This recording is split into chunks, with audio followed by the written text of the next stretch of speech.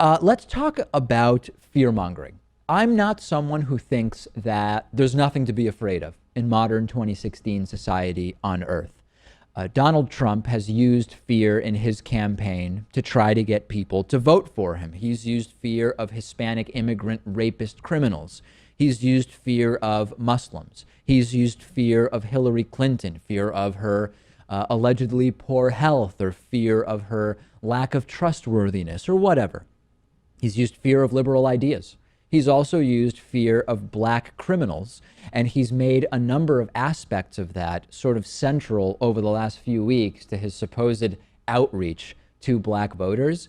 And he actually went further this week and started making a case based on pure lies. Let me show you and read to you a tweet that Donald Trump put out this week saying, "Inner city crime is reaching record levels.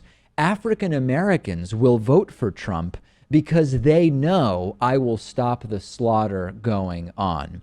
First of all, this is part of this bizarre outreach to black Americans, which, as I've mentioned, has led Trump really in a rough spot with, as I'll tell you later on in today's show, 0% favorability among black Americans in a recent poll. There are sort of two questions that need to be asked with every single one of Trump's claims. Number one is, if the claims are true, then is this something that Donald Trump would improve as president?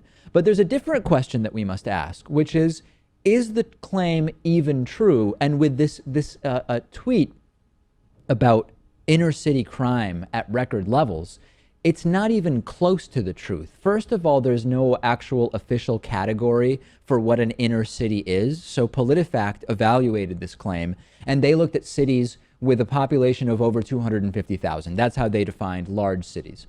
The truth is, and this is using FBI data, this isn't Obama data, it's not Trump data, it's not Hillary Clinton data, this is FBI data.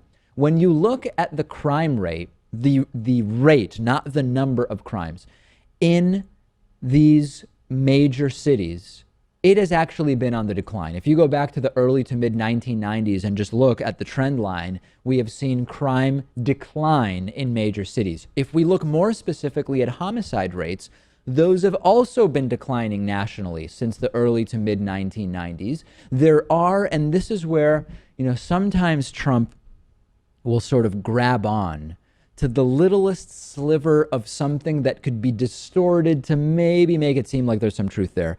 Over the last year, there is a group of cities that have seen an uptick in crime over the last year. When you look at the trend line nationally, for all cities over 250,000 in population, the violent crime rate, the homicide rate, the total crime rate has been decreasing. So we've never actually lived in a time where we've seen such sustained decreases in the crime rate, decreases in violence. If you look at the world and compare it now to 100 years ago, to 200 years ago, to 500 years ago, 1,000 years ago, a relatively small percentage of the world population is dealing with war zones.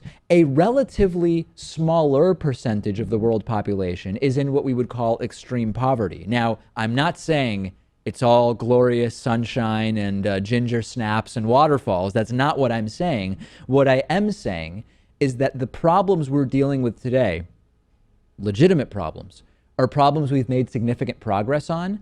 And Jason, Trump is just fear-mongering with false statistics. And the part that really bothers me is people aren't questioning the statistics. They're going straight to here's how Trump would fix it, when sometimes it doesn't really exist, at least not as Trump is suggesting.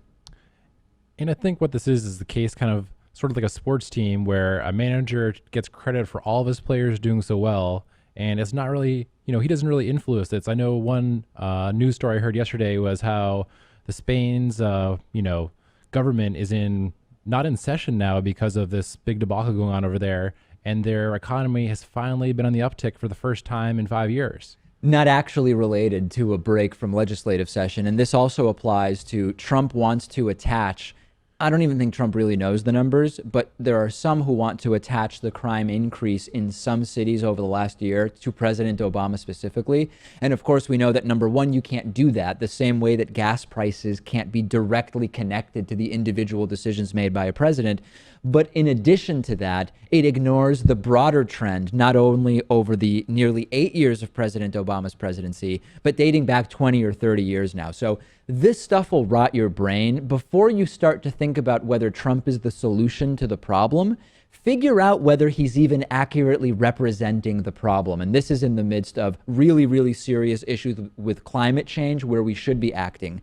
Corporations getting even more power if TPP were to pass. Medical and scientific progress being stunted by religious ideologues. An economy where income inequality continues to grow. There are real things to be afraid of. Donald Trump saying inner city crime is at an all-time high and he'll fix it. That is not one of those things. I've talked about how people of all ages, but particularly millennials, are owning cars less and participating more in the sharing economy. And one of the more popular options is Zipcar, which gets you a car when you want it, when you need it. They offer all sorts of cars, SUVs, hybrids, whatever you need. It includes insurance and it includes gas. You just pay for the time that you actually use the car.